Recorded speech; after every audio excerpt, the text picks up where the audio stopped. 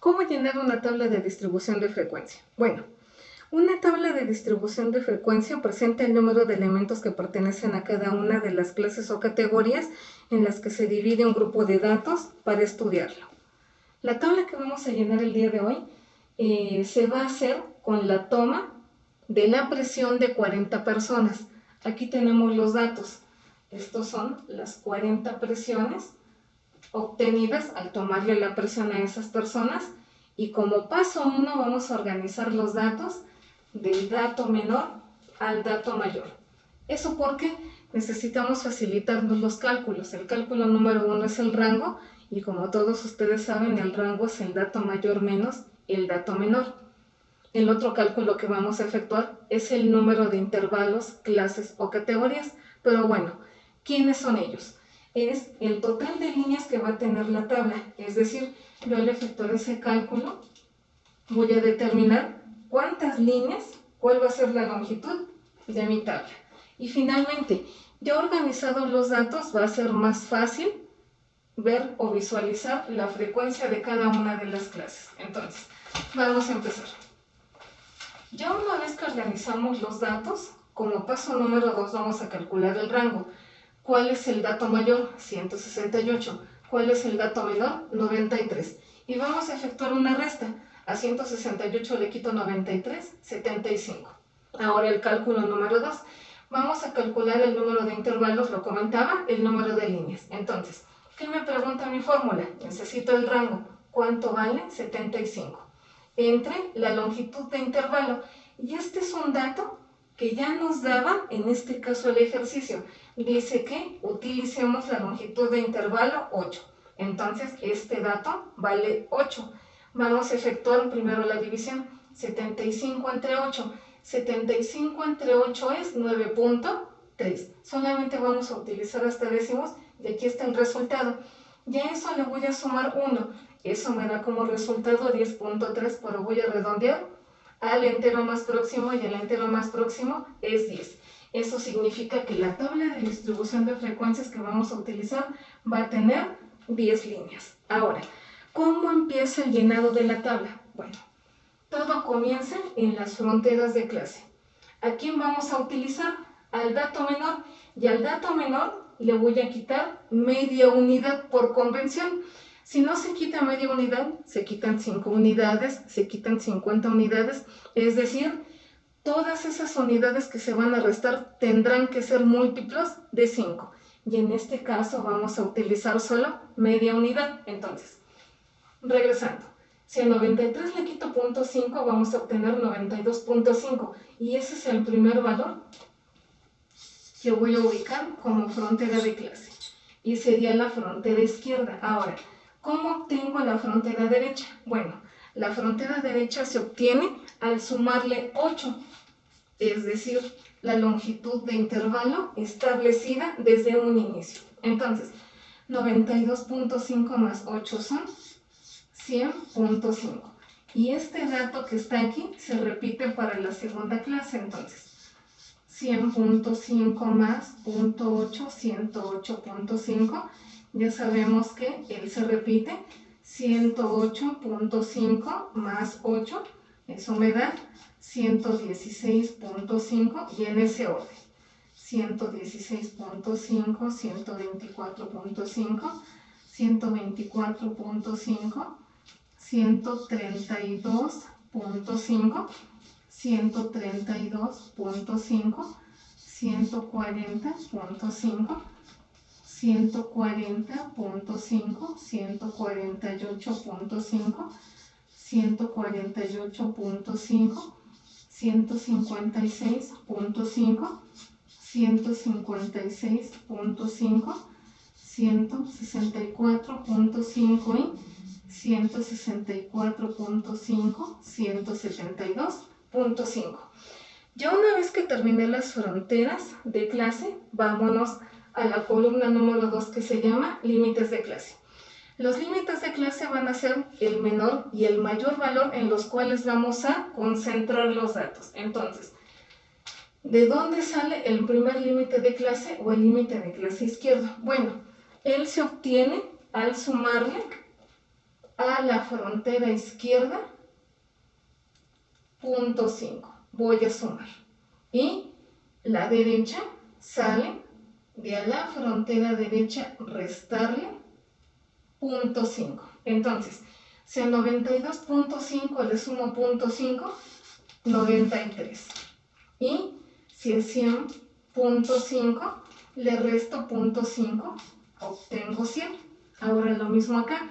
A 100.5 le sumo 0.5, 101. A 108.5 le resto 0.5, 108. ¿Cuánto tiene que haber de límite entre ellas?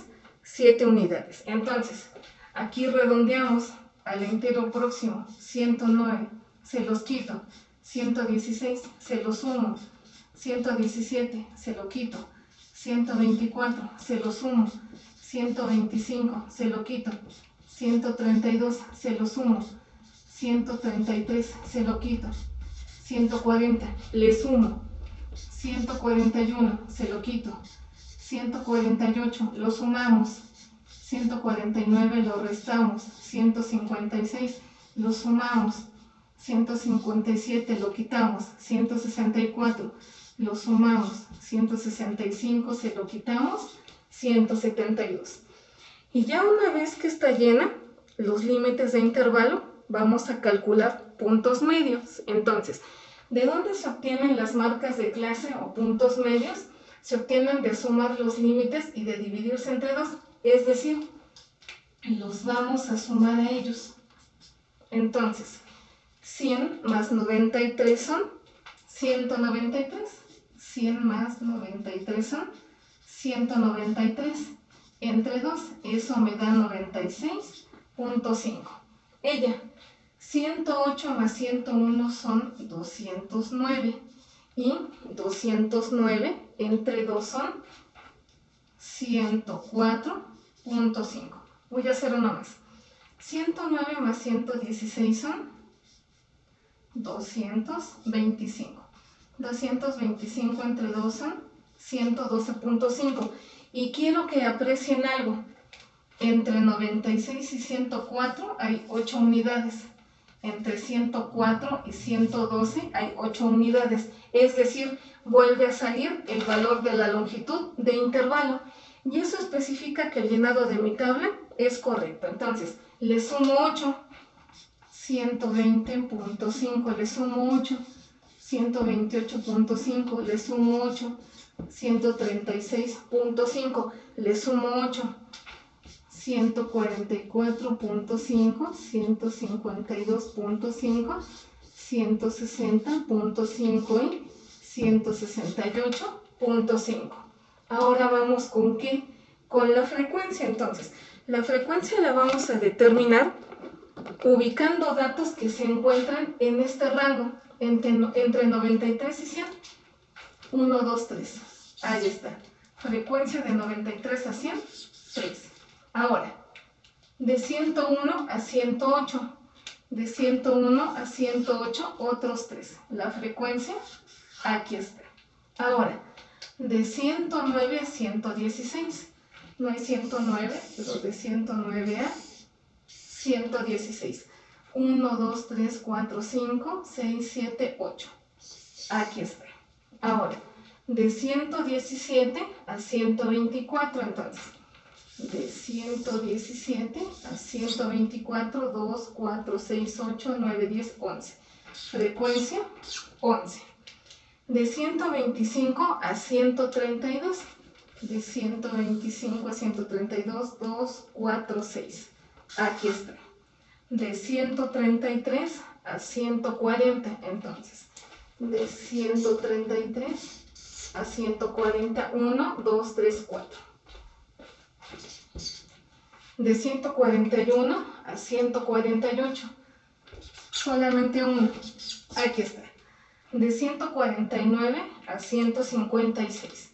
De 149 a 156, 2. De 157 a 164, solo uno. Y finalmente de 165 a 172, solo uno. ¿Cuánto tiene que sumar la frecuencia? Todos ellos tienen que sumar el total de los datos. ¿Cuántos datos son? 40 datos. Aquí está. Ahora, ¿cómo obtengo la frecuencia relativa? Bueno, la frecuencia relativa se obtiene de dividir la frecuencia absoluta de cada una de las clases entre el total de datos. Entonces, 3. ¿Pero cuántos datos tengo? 40. 3 entre 40 es 0.075. 3 entre 40, 0.075. 8 entre 40 es un quinto es 0.2.